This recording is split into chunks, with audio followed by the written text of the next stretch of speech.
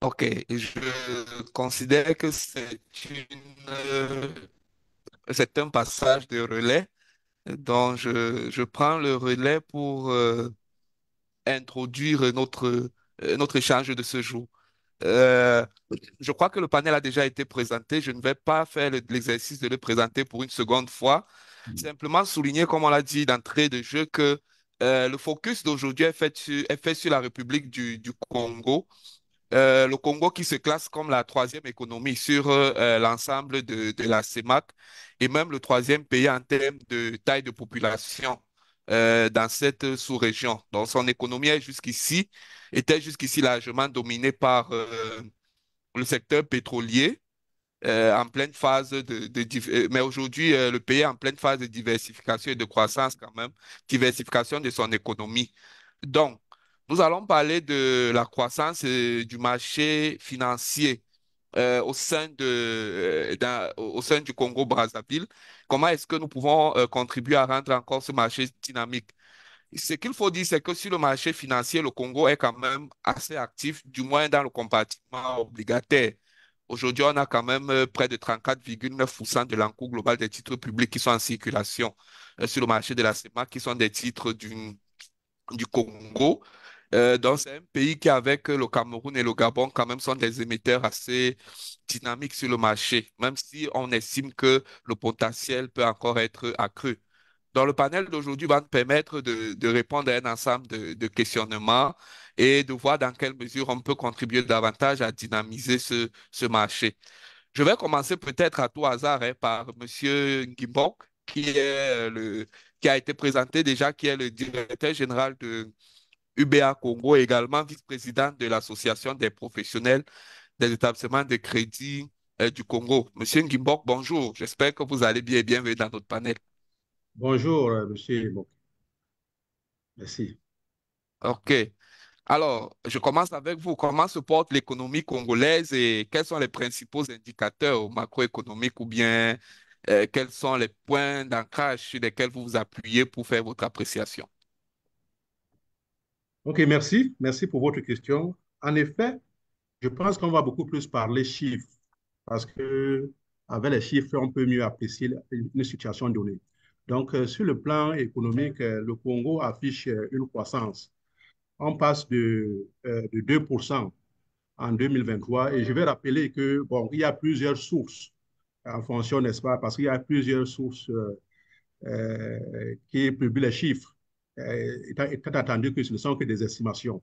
Et donc, je vais donc me focaliser sur les données du gouvernement où nous avons affiché un taux de croissance de 2% en 2023 et nous sommes passés, et pour 2024, il est estimé 3,3% de taux de croissance.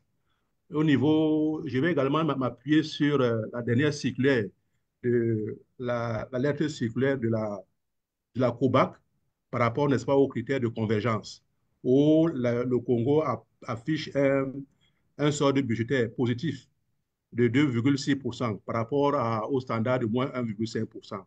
Et à la matière, par rapport, n'est-ce pas, aux autres pays, en termes de risque, je pourrais dire, en se basant sur les chiffres, que le Congo affiche, n'est-ce pas, une figure plutôt reluisante. Il va de même, il va de même également, n'est-ce pas, sur les dépôts que nous avons mobilisés au cours des 3 dernières années, où il y a une augmentation de plus de 1000 milliards de dépôts dans le marché bancaire. Et également au niveau, n'est-ce pas, du taux d'inflation, là quand même c'est moins reluisant, où nous affichons un taux qui est au-delà, n'est-ce pas, du critère de convergence de 3%, parce que nous nous situons à plus de 4%. Donc, au niveau, n'est-ce pas, du crédit à l'économie, il y a également une croissance où nous sommes passés à moins environ 1000 milliards il y a de cela 3 ans. Aujourd'hui, à 1400, à plus de 1400, 1500 milliards, n'est-ce pas, de financement à l'économie. Et je m'avais également, n'est-ce pas, parlé du développement du marché financier où nous sommes passés le marché où nous sommes, notamment ici à UBA, nous sommes particulièrement très actifs dans ce marché-là. Bon, mais on va quand même dire, on va quand même mettre un bémol que ce marché vient quand même prendre le pas sur le marché traditionnel, que sont, n'est-ce pas, les marchés classiques, financement des entreprises et autres. Raison pour laquelle il y a une certaine volonté de pouvoir diversifier notre économie. Parce que, comme vous l'avez dit à l'entame, que notre économie est concentrée sur le pétrole. Et donc, ça fait en sorte que aujourd'hui, au niveau des investisseurs, nous évoluons comme dans un mouchoir, parce que ce sont les mêmes acteurs qui interviennent dans le financement de l'économie classique, et c'est les mêmes qui interviennent également dans le marché financier. Donc, de sorte que la masse monétaire aujourd'hui, c'est-à-dire celle qui doit être distribuée entre les différents compartiments, pose problème. Donc, d'où la nécessité, comme vous l'avez dit, de pouvoir, dynamiser, n'est-ce pas, diversifier l'économie, également n'est-ce pas, aller capter les parts de marché que nous avons aujourd'hui dans le marché informel. Parce que le marché informel est aujourd'hui à plus de 90%, n'est-ce pas, de l'économie. Parce que, comme nous le savons, notre économie est bancarisée à 10%.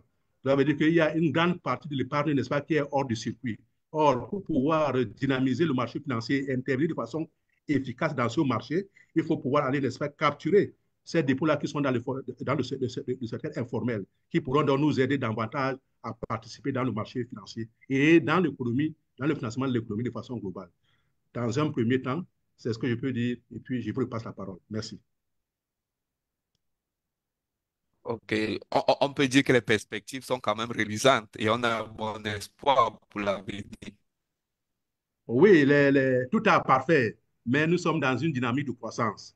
À en juger, n'est-ce pas, ce qui se passe, taux de dépôt, taux de croissance, et puis les différents projets d'infrastructure que nous avons en cours. Et vous êtes aussi au courant, n'est-ce pas, des différentes mesures, n'est-ce pas, que prend le gouvernement, n'est-ce pas, à l'effet de pouvoir assainir les finances publiques. Tout à Merci. fait, tout à fait. C'est un volet important. Je rappelle peut-être à titre transitoire à l'audience que nous avons qu'ils peuvent poser des questions dans le chat et au fur et à mesure, on peut également les adresser aux panélistes ou alors lors de la phase des questions-réponses pour celles qui n'auront pas été abordées lors des échanges. Euh, je vais passer la parole à Monsieur Louis Banga Tolo, qui a été présenté également, ancien directeur général de la Société Générale Capital Securities, qui est la société de bourse du groupe Société Générale en Afrique centrale, et aujourd'hui directeur général de la Bourse et des valeurs mobilières de l'Afrique centrale, BVMAC. Monsieur Banga Tolo, bienvenue dans notre panel. Bonjour. Bonjour, monsieur le modérateur, je vous remercie. Je suis toujours tenté de vous appeler docteur. Vous êtes docteur? Oui, en banque et finance. Ouais, voilà. Donc, si de temps en temps je vous appelle docteur, ça ne vous gêne pas. Le nom de OK, l'université de Lyon 2. OK, tout à fait. Alors, comment, de votre point de vue, comment se porte le marché financier de la CEPAC? Mais surtout, quel est l'impact d'un pays comme le Congo-Brazzaville dans les performances actuelles de ce marché? Tout à l'heure, j'ai indiqué quand même que c'est près de 34% des titres publics émis sur le marché, mais de manière générale, hein, vous avez une meilleure vue que nous sur la performance d'un pays comme le Congo-Brazzaville. Quelle est la performance de ce pays sur le marché et sur le marché financier de la CEPAC? Je vous remercie. Alors, comment se porte le marché financier régional? Euh, Ceux qui nous suivent vous diront, nous savons qu'il est embryonnaire, il est en construction, il enregistre un peu de croissance. C'est une manière peut-être de... C'est un angle de vue. Donc, je voudrais déjà, dans cet échange, que nous abordions le marché un petit peu sur plusieurs angles de vue, c'est-à-dire le rôle, la fonction même du marché financier. Déjà, pour les autorités publiques de la CEMAC, le marché financier est un outil d'intégration. Nous avons demandé la libre circulation, nous avons demandé un certain nombre auxquels on a accédé progressivement. Et on a eu un marché financier unifié en 2019 grâce à un acte additionnel qui a été pris à la suite de la conférence de Jamena d'octobre 2017. Et donc, c'est d'abord un facteur d'intégration. Et ce facteur d'intégration permet de quoi? D'offrir un grand espace, un marché unifié, un grand marché du financement des économies qui n'a plus de frontières. Et j'insiste dessus parce que tout à l'heure, nous venons d'entendre le directeur général de UBA. Il parle un peu de son propre constat en tant que banquier, de comment les banques au Congo n'accompagnent plus l'économie parce que les banques sont aussi mues par le besoin de profiter de rendement. Et donc, ils font du placement. Ils sont devenus des investisseurs sur les marchés de capitaux de manière générale, sans plus interagir avec un certain nombre d'acteurs privés qui ont besoin de financement. Le marché financier est justement ce pilier-là, ce deuxième pilier, qui permet à ce qu'une entreprise ne puisse jamais manquer de guichets, que l'État lui-même ne puisse jamais manquer de guichets de financement. Donc, ce facteur d'intégration, vous voyez, une entreprise congolaise ne peut pas venir solliciter le crédit auprès d'une banque camerounaise, auprès d'une banque gabonaise. Donc, si le marché bancaire national ne répond pas, c'est terminé. Le marché financier est donc là transversal pour tout le monde. Donc, c'est un aspect qu'il faut d'abord regarder, c'est-à-dire cet espace partagé, c'est-à-dire que les autorités ont bien voulu nous donner et surtout sa fonction de financement. Donc, dans la fonction de financement, nous venons d'expliquer. Nous avons aussi une fonction d'approfondissement d'un espace économique avec des produits nouveaux, avec des métiers nouveaux. Aujourd'hui, la COSUMAF a agréé une centaine d'acteurs qui sont des intermédiaires. Et vous voyez que dans la centaine d'acteurs, il y a au moins 3 ou 4 ou 5 ou 6 personnes qui sont dedans. Vous comprenez en termes d'emplois nouveaux, ce qui a pu être créé. La plupart des dirigeants de ces intermédiaires, c'est la diaspora qu'on a pu capter et qui n'avaient pas de débouchés sur la base des formations qu'ils ont suivies à l'international et qui n'avaient pas un débouché, c'est-à-dire sur le plan local, pour revenir. Donc, le marché financier, il faut le regarder vraiment de manière très holistique, de dire, il permet aussi à des États, c'est-à-dire de faire de la redistribution, c'est-à-dire le partage, c'est-à-dire des États qui peuvent, dans le cadre des privatisations, permettre à leur population d'accéder à la propriété d'un certain nombre d'entreprises. Donc, une fois qu'on a dit ça, je voudrais qu'on garde vraiment à l'esprit que le marché financier, il faut le regarder de manière différenciée et sur plusieurs angles. Et de dire les métiers, l'approfondissement des métiers que nous avons aujourd'hui, les offres d'emploi, les nouveaux produits qui sont promus dans le règlement communautaire, c'est-à-dire sont des fondamentaux qui permettent de créer des dynamiques nouvelles sur du très long terme. Et je pense que les générations qui viendront après seront très contents. Maintenant, en ce qui concerne particulièrement le Congo, c'est un pays qui a cru au marché financier dès le départ. Et il a cru au marché financier et est venu à plusieurs reprises lever des fonds pour pouvoir soutenir ces dynamiques d'investissement, ces dynamiques de croissance. J'ai quelques chiffres que je peux partager avec vous. Le Congo a levé entre 2016, je n'ai pas pris vraiment l'historique depuis très longtemps, mais il y a eu un emprunt 2016-2021 qui a permis au Congo de mobiliser 192,3 milliards de francs CFA. Un deuxième emprunt 2021-2026, donc qui est encore en cours, dont le montant, le solde résiduel au niveau de la BVMAC est de 71,7 milliards, sachant que l'emprunt avait été souscrit à hauteur de 113,2 milliards. Donc, ça, c'est du côté des États. Du côté du secteur privé, nous avons des acteurs congolais, c'est-à-dire qui croient à la démarche communautaire. Et parmi ces acteurs, nous avons les sociétés de bourse. Dans les sociétés de bourse, nous avons LCB Bourse et nous avons l'Arché Capital, qui sont agréés et qui interagissent sur le marché. Nous avons aussi 2 sociétés de gestion d'organismes de placement collectif, Corridor Asset Management et l'Arché Asset Management. Nous avons même une banque dépositaire, donc qui fait de la tenue de compte, mais également qui peut accompagner qui peut faire la fonction de contrôle dépositaire pour les OPC, et c'est la LCB Bank. Donc, c'est un pays qui a cru au marché, qui a agi sur le marché et qui est venu sur le marché. Après, on pourra peut-être discuter de comment le recours au marché, comment est-ce qu'il doit mieux être encadré pour pouvoir éviter un certain nombre de dérapages. Je vous remercie pour votre question. Ouais, ouais. Mais dans la présentation du marché, je reste avec vous, docteur Baratolo, si vous êtes toujours là. Dans la... Vous me suivez? Je suis toujours là. OK. Dans la présentation du marché que vous faites, sur le compartiment action, on a l'impression quand même que le Congo n'est pas très actif.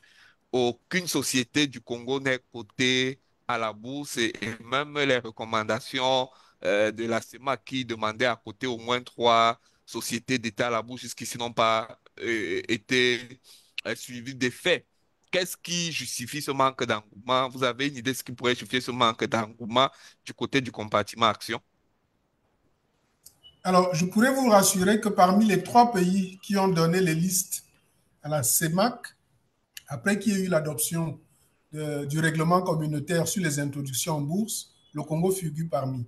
Le premier pays était la Guinée OK. équatoriale. Donc, c'est vraiment Guinée, Congo, Gabon. Sont OK. arrivés un peu plus tard la Centrafrique, le Cameroun, et puis il y a toujours un État qui est attendu. Donc, la OK. démarche a été faite et la COSUMAF, sous la houlette de la COSUMAF, la BVMAC et l'ensemble des acteurs du marché, nous avons eu à faire beaucoup de rencontres avec les entreprises, dont notamment Congo Télécom, que nous trouvions qu'il était déjà vraiment vers la cible de, c'est-à-dire une entreprise qui peut déjà, qui est prête à pouvoir essayer de faire ce saut vers l'inconnu. Il semble que les autorités congolaises aient prévu une étape de mise à niveau, une étape de performance, c'est-à-dire d'évaluation de la performance, une étape de réorganisation de la production des états financiers aux normes qui sont requis pour les sociétés qui viennent faire appel public à l'épargne et de restructuration de la gouvernance pour que demain, lorsque les titres seront cédés, qu'il n'y ait pas de surprise et que ça ne crée pas de couacs. Et le Congo n'est pas le seul pays dans cette situation. Les autres pays qui ont donné des listes aussi sont à peu près dans la même situation, exception faite de la Guinée équatoriale, qui a permis à ce que une des 3 entreprises qu'ils ont shortlistées soit aujourd'hui cotée, dont je parle de la Banque Ré, donc la Banque nationale de Guinée équatoriale, et du Gabon, pour lequel la société commerciale de réassurance, SCGR, est venue aussi être cotée. Donc, nous avons identifié un certain nombre de problèmes sur les entités qui ont été shortlistées.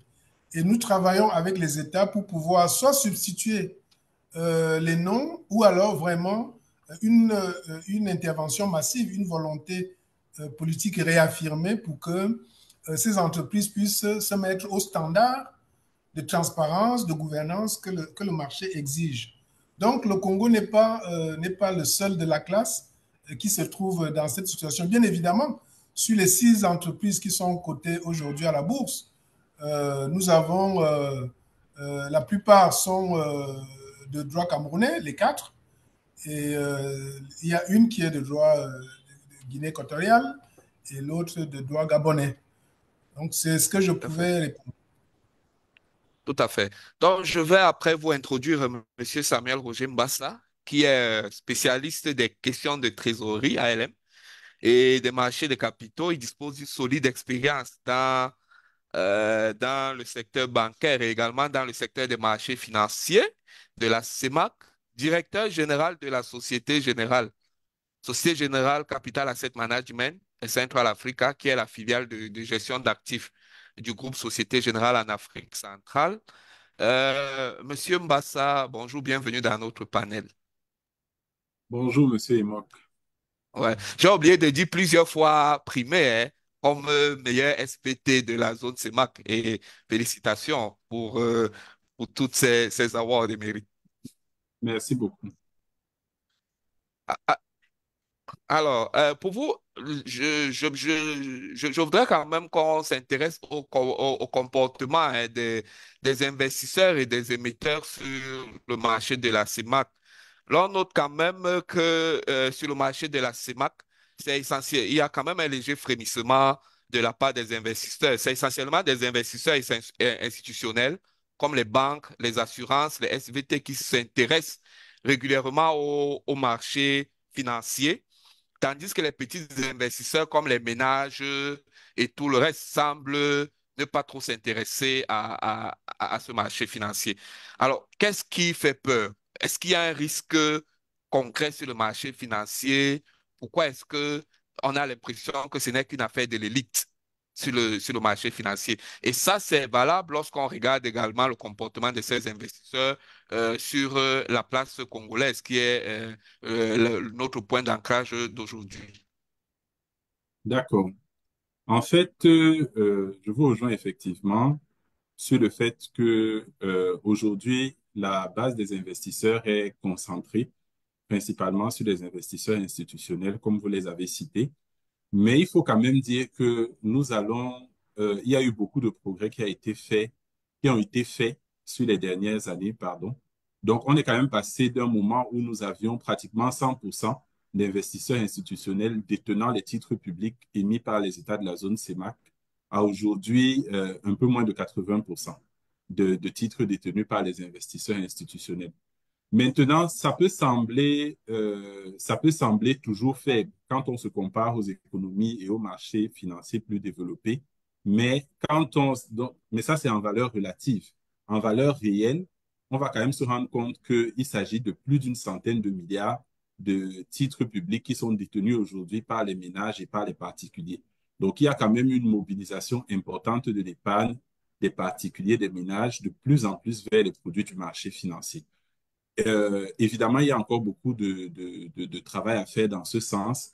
Et je pense que, comme l'a dit le directeur général de la BVMAC, la fusion des marchés financiers est forcément quelque chose de salutaire parce que ça a entraîné un boom, non seulement au niveau du nombre d'intermédiaires de marché, mais même aussi au niveau de la diversification. Aujourd'hui, on se retrouve avec une quinzaine de sociétés de gestion d'organismes de placement collectif qui sont agréés en zone CEMAC, une 25 à peu près sociétés de bourse agréées aussi. Donc, ça veut dire qu'aujourd'hui, il y a de plus en plus d'intermédiaires pour dynamiser l'investissement des ménages, des particuliers sur les marchés financiers. Pour revenir particulièrement au secteur que je représente, c'est-à-dire les sociétés de gestion d'OPC, organismes de placement collectif, il faut dire qu'aujourd'hui, c'est un véritable espoir le fait que nous ayons autant de sociétés de gestion agréées, parce que ça veut dire qu'elles vont multiplier des produits qui sont spécifiques à une clientèle, à des clientèles aussi bien ciblées. Donc, ça veut dire que vous aurez aujourd'hui des fonds communs de placement qui seront peut-être de nature obligataire. Et même dans les fonds communs de placement de nature obligataire, les stratégies, les orientations d'investissement seront diversifiées ou seront diverses en fonction de la cible qui est choisie. Mais l'idée ici avec les fonds communs de placement, c'est de dire que nous allons atteindre une clientèle, surtout la clientèle particulière, parce que nous pouvons émettre, par exemple, des parts d'organismes de placement collectif à des valeurs très faibles. Ça peut se faire à des montants aussi faibles que 1000 francs, 5000, 10 000, ainsi de suite. Donc, avec ces outils-là, on a la possibilité d'étendre l'inclusion financière, la participation des ménages au financement des économies via les marchés financiers. Ok, bah, ça c'est bon. J'ai failli dire que c'est assez réduisant comme perspective, mais nous sommes quand même dans un environnement où les gens préfèrent très souvent les mobilisations de fonds communautaires, du style, en tout cas, tontine, épargne familiale et tout le reste. Est-ce que vous pensez que derrière, il n'y a pas également une question de culture ou plutôt d'éducation pour mobiliser et attirer davantage? Parce que les produits semblent être disponibles. Mais pensez-vous que la demande ou bien plutôt les cibles seront dans leur mindset ou dans leur culture, pourront venir vers vous facilement? Merci pour la question. Je pense que la réponse se trouve dans la question. C'est-à-dire que aujourd'hui, il y a, à mon avis, on a plus un problème d'offre qu'un problème de demande. Et évidemment, il y a un problème d'éducation financière. Et toujours pour revenir aux organismes de placement collectif, je pense vraiment que ce sont les tontines des temps modernes. Ça veut dire qu'aujourd'hui, en achetant des parts d'OPC, c'est un peu comme quelqu'un qui mettait des montants au niveau de la tontine, sauf que ces montants sont investis sur les marchés financiers. Et donc, c'est beaucoup plus sécurisé. et il y a la possibilité d'avoir des rendements aussi élevés tout en ayant des risques qui sont mieux maîtrisés. Je pense personnellement que les organismes de placement collectif, c'est un peu ce que la microfinance est au secteur bancaire, c'est-à-dire c'est de la finance inclusive et forcément c'est ça qui est à mon avis, c'est l'avenir et c'est l'espoir des marchés financiers demain, surtout concernant les populations, les couches les plus basses. OK. Donc, je vais peut-être me retourner vers Monsieur Salvador Manga Yingono, qui pourra répondre aux questions qui ont été posées précédemment. Mais déjà, moi, on dit il y a de plus en plus d'acteurs sur le marché financier, il y a de plus en plus euh, d'institutions sur le marché financier.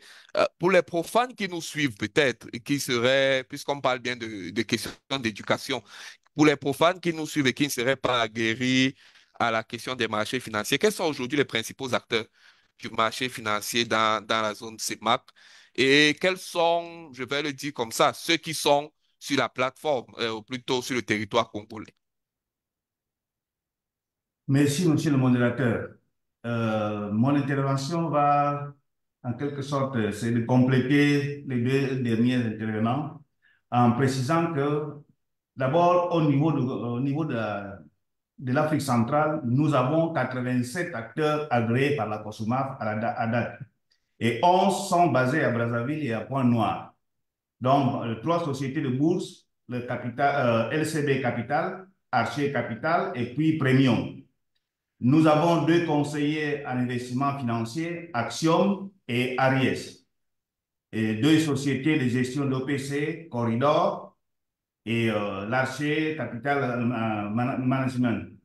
Deux dépositaires d'OPC, la Congolaise des banques et le Crédit du Congo, avec deux commissaires au compte, expert comptable international et Dieudonné Mbadi. Bon, la COSUMAF, il faut préciser que les agréments de la COSUMAF sont régionaux. Ils ne se limitent pas dans un État. Parmi les 6 États, les agréments de la COSUMAF sont valables pour les 6 États. Cependant, si une société décide de s'établir, il faudrait à ce moment-là créer une société dans l'État où il voudrait s'implanter.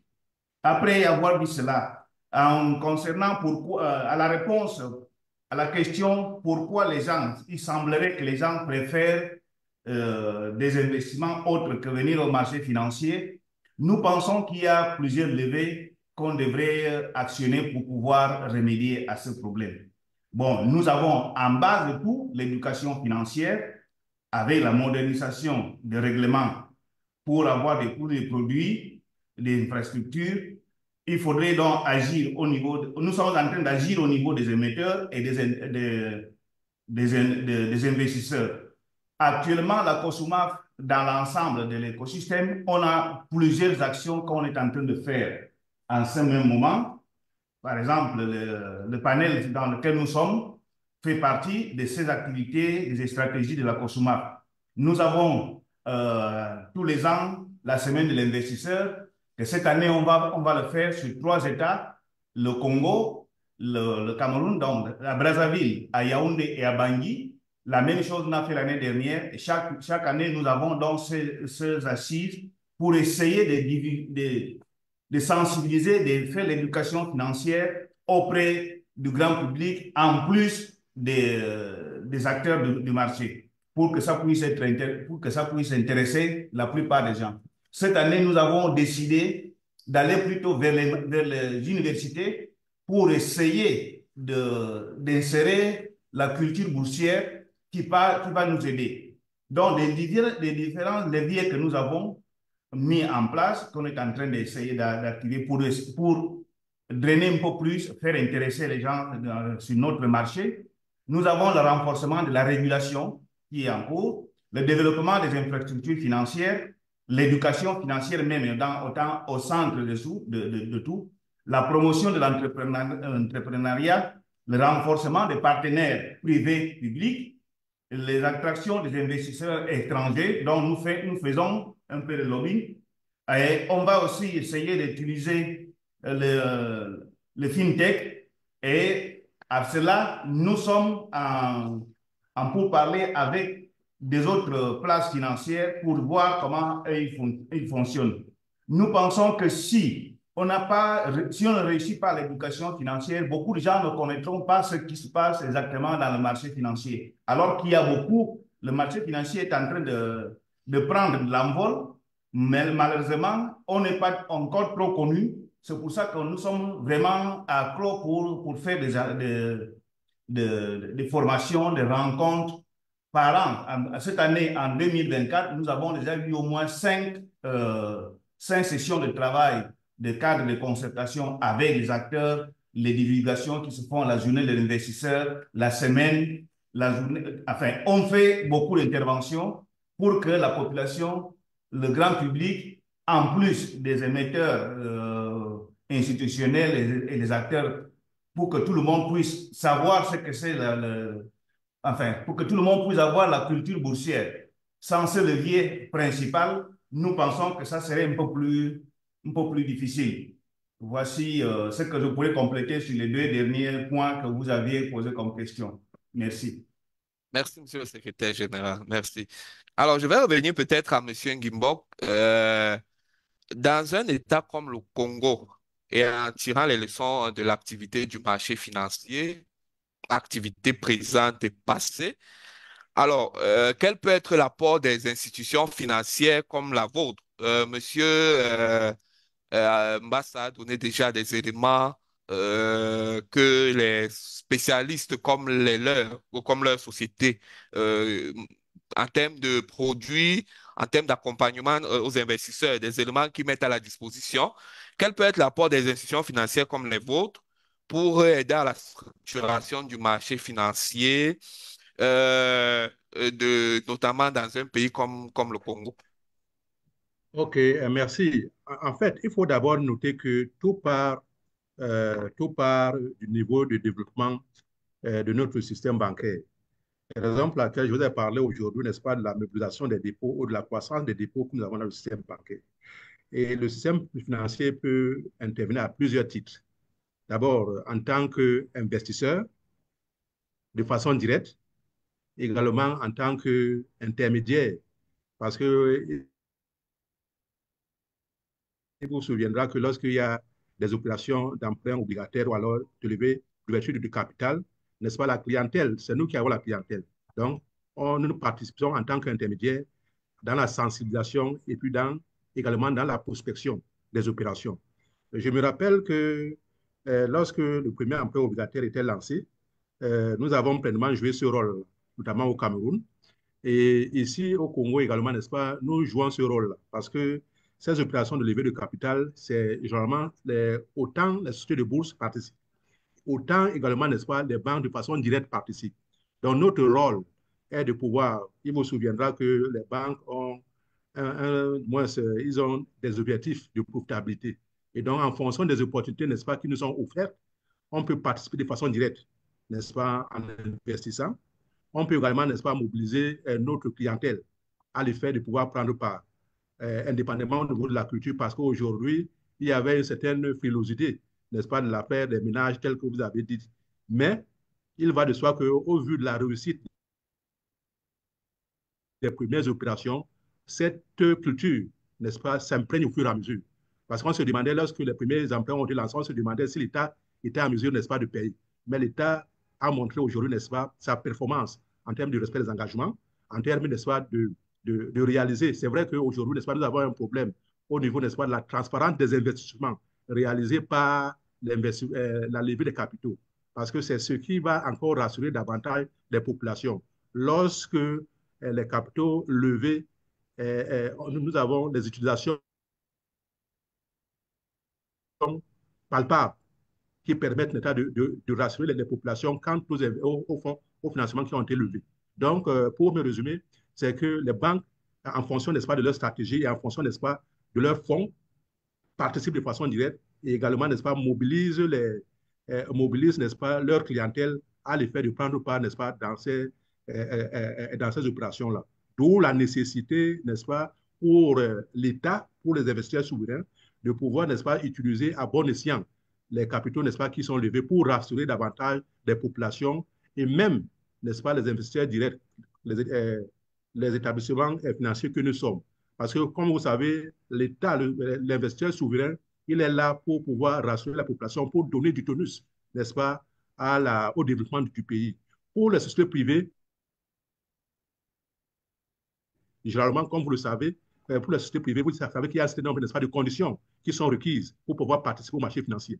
À ce niveau-là, c'est plus ou moins ça, c'est papa, c'est plus évident de voir, n'est-ce pas, les performances des entreprises déjà qui participent et leurs performances après, n'est-ce pas, qu'ils aient participé à des opérations de levée des capitaux. Merci. OK, tout à fait. Je vais peut-être revenir vers Monsieur Samuel Roger Massa. Monsieur Nguimboka a prononcé un mot qui me plaît, transparence. La transparence, le marché financier requiert quand même de la transparence. Notamment dans l'émission des titres publics, l'État doit fournir régulièrement de la matière. Et très souvent, c'est au SVT même que l'État doit fournir cette matière-là pour mieux vendre les dettes et notamment en produisant des informations structurées sur la situation économique et financière de l'État. Or, certains investisseurs estiment quand même que sur le marché financier de la CEMAC, Cameroun, Congo, mais restons sur le Congo particulièrement, il manque souvent de la transparence, notamment, et que les informations ne sont pas disponibles sur la situation financière. Est-ce que vous pensez que ce procès est juste? Si oui, qu'est-ce qu'on peut faire pour remédier à ça? Bon, merci de la question. Effectivement, il faut dire que pour bien situer les choses, je peux en parler parce que effectivement, dans une précédente vie, j'étais du côté des spécialistes en valeur du trésor. Et dans ce cadre-là, nous avions sur le marché monétaire de la BEAC des rencontres régulières avec les différents trésors publics où nous passions en revue la situation financière de la dette publique et les perspectives même donc à fréquence régulière. Pour certains États, c'était mensuellement, pour d'autres, c'était trimestriellement, mais à minima de façon trimestrielle. Et c'est effectivement toutes choses qui ont permis d'améliorer la communication entre l'État et ses intermédiaires sur le marché monétaire. Donc, je suis heureux aussi que le nouvel exécutif de la Commission de surveillance du marché financier d'Afrique centrale ait lancé depuis décembre 2023 des cadres permanents de concertation du marché financier de l'Afrique centrale, où justement le régulateur peut échanger avec les acteurs, mais nous aurions aussi besoin effectivement que les acteurs du marché financier puissent être plus en contact avec les États. Aujourd'hui, les États ne sont pas assez conscients de l'apport du marché financier. C'est un travail qu'il faut faire pour leur montrer davantage ce que nous pouvons leur apporter, ce que nous avons déjà apporté. Je crois que le directeur général de la BVMAC l'a dit tout à l'heure. L'État du Congo, par exemple, a levé des sommes importantes sur le marché financier depuis 2017 qu'il a commencé à être actif de manière générale sur les marchés de capitaux. Donc, il faudrait effectivement que les intermédiaires du marché financier, principalement les sociétés de bourse, les sociétés de gestion d'OPC, puissent avoir aussi des échanges réguliers avec les trésors publics. En tout cas, nous sommes porteurs d'un plaidoyer pour qu'il y ait aussi des cadres de concertation entre que les trésors publics, s'il faut parler des émetteurs publics, et les intermédiaires du marché financier. Ok. Vous avez, euh, vous avez un peu titillé M. Banga en passant, ou plutôt rappelé ce qu'il a dit. Et moi, je vais aussi dire que le procès de la transparence est également fait à la BVMAC. Certains investisseurs estiment qu'au niveau de la BVMAC, l'information reste souvent le tendon d'Achille. Notamment, on reproche à la BVMAC la non-publication des états financiers des sociétés cotées à la bourse, la non-publication des résultats trimestriels. Est-ce qu'il n'est pas crucial de divulguer l'information financière de manière générale sur le marché financier afin de rassurer davantage émetteurs et investisseurs, Dr. Bagatoul? Merci, monsieur le modérateur. Je voudrais déjà remercier le secrétaire général pour avoir complété les acteurs sur le Congo avec jusqu'au commissaire aux comptes. Effectivement, ma liste était incomplète Et je voudrais aussi souligner que les actions qu'il a mis en exergue permettent de vraiment redire, attention, ne regardez jamais le marché financier, la CEMAC, et évaluer sa performance à l'aune de la profondeur des compartiments de la côte de la BVMAC. Il y a beaucoup de choses qui sont en train de se faire. On est dans un usinage qui va rapporter les fruits à très court terme. En ce qui concerne la transparence, la publication des informations, pour ceux qui sont connectés, je voudrais qu'on essaie de regarder de manière un peu rétrospective. Quand je prends les fonctions en 2022, le bulletin officiel, la cote avait 4 pages. 4 pages. Donc, il y avait quelques tableaux de chiffres et un petit commentaire. C'est tout. Actuellement, nous sommes allés jusqu'à mettre les fiches individuelles des sociétés cotées. Toutes les sociétés cotées ont une fiche signalétique qui est incorporée dans le BOC. Je peux comprendre que tout le monde n'a pas accès directement à l'information que la BVMAC publie.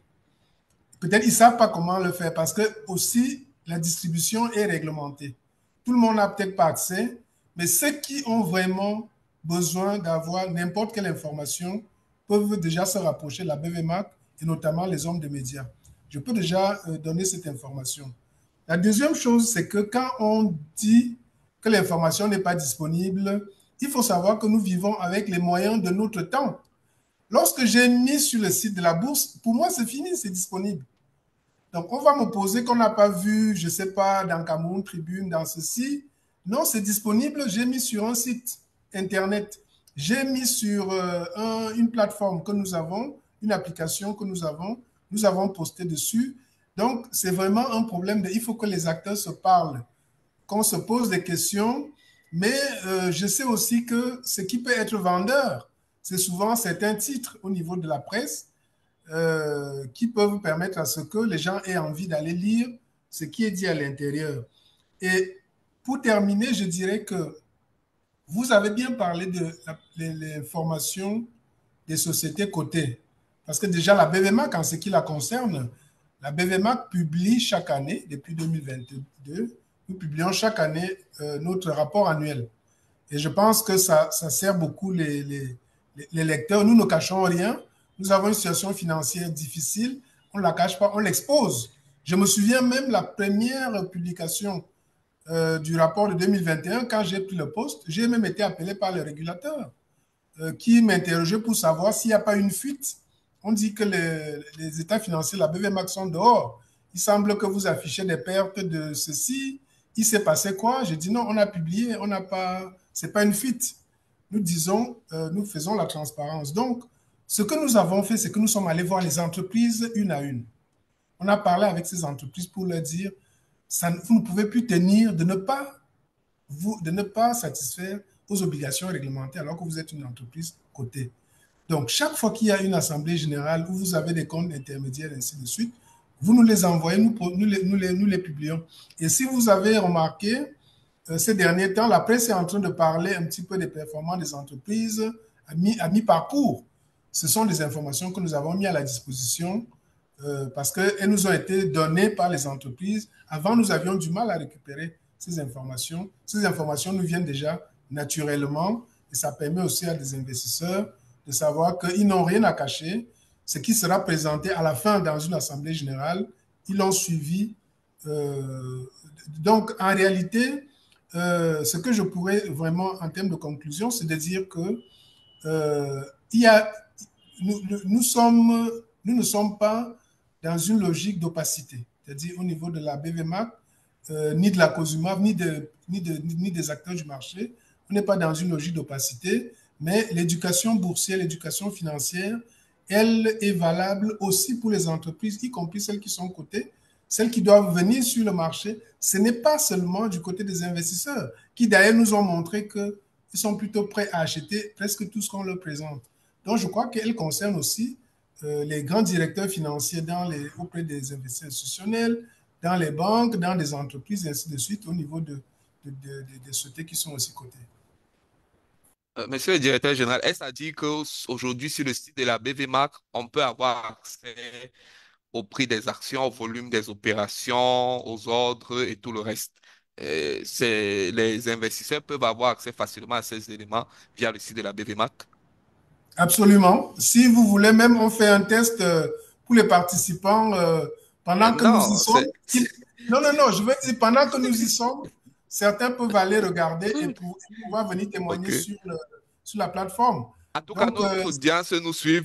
Notre voilà. audience nous suit. Ils peuvent aller faire le test et puis le chat est ouvert. S'ils ont des observations, ils reviendront vers nous. Mais nous, on note que au niveau du marché et de la bourse, la digitalisation est un élément qui est pris en considération et l'information est disponible à votre niveau. Donc, pour notre audience, s'il y a des personnes qui ont des doutes, elles pourront, pendant que nous sommes en ligne, aller directement sur le site et faire l'observation. Alors, je vais me retourner vers monsieur le secrétaire général de la COSUMAF. Alors, le marché financier en Afrique centrale, on estime que c'est un marché qui manque de profondeur, faiblesse des investisseurs, euh, émissions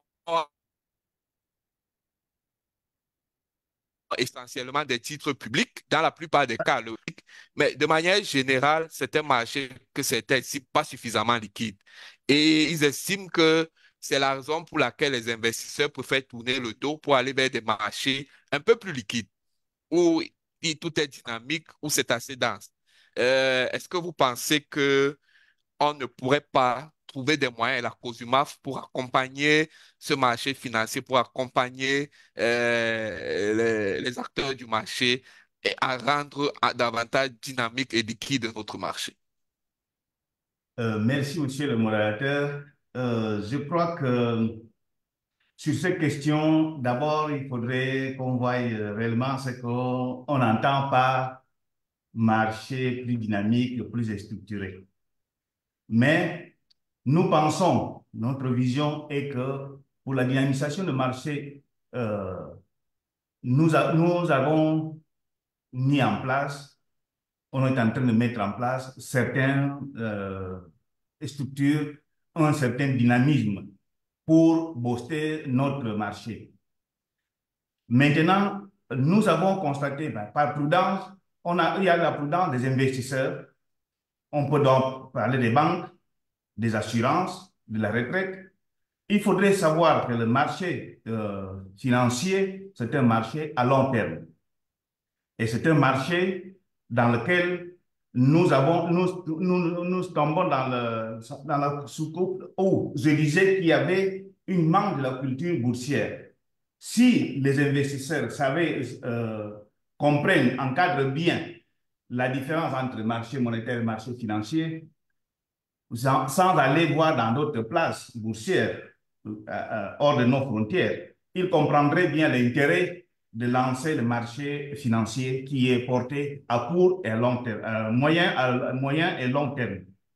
La COSUMAF a défini un pilier qui est d'abord, je le disais tout à l'heure, la promotion de l'éducation financière qui est vraiment la base et la vulgarisation et la sensibilisation pour améliorer la présentation de marchés financiers auprès des émetteurs et institutionnels. Toutefois, pendant nos séminaires, nos tournées dans les 6 étapes, parce que vraiment, je peux vous dire, assurer que tant la COSUMAF comme la BVMAC, on est en train de faire, de se mobiliser auprès de nos 6 États avec des réunions pour que les gens puissent encadrer réellement le marché financier en quoi beaucoup de gens en parlent sans réellement cerner le fonctionnement, l'intérêt. J'ai entendu il y a quelques minutes, vous disiez que certains disent qu'il n'y a pas la transparence sur les opérations au Congo et dans la CEMAC. Et cela n'est pas vrai, c'est parce que tous ces gens-là n'ont pas vraiment essayé de voir. Pour qu'on puisse faire une opération, il y a des instruments, il y a des documents que l'émetteur avec les arrangeurs doivent en avoir. Et ces documents doivent avoir toutes les informations claires de telle sorte que le premier rôle que la COSUMAF remplit, c'est la protection de l'investissement. On protège les investisseurs, on encadre toutes les opérations dès le commencement, avant même de poser enfin, avant même d'enregistrer l'opération, on s'assure de la régularité, du respect du cadre juridique de ces opérations. On suit l'opération et après l'opération, on fait aussi la restitution. Donc, quand on parle de manque de transparence, c'est un peu flou. Enfin, nous, on ne comprend pas trop bien ce qu'on veut dire par là. Nous savons qu'il y a une vraie existence potentielle de l'épargne domestique qu'on voudrait encadrer. Beaucoup de gens, ce n'est pas seulement au niveau de marché financier. Vous savez que nous avons une bancarisation qui ne dépasse pas les 10% dans notre zone. Et ces mêmes personnes, ils préfèrent la tontine. Certaines personnes préfèrent avoir leur argent à la maison avec tout le risque que cela peut représenter. Donc, notre ambition au niveau de la COSUMAP avec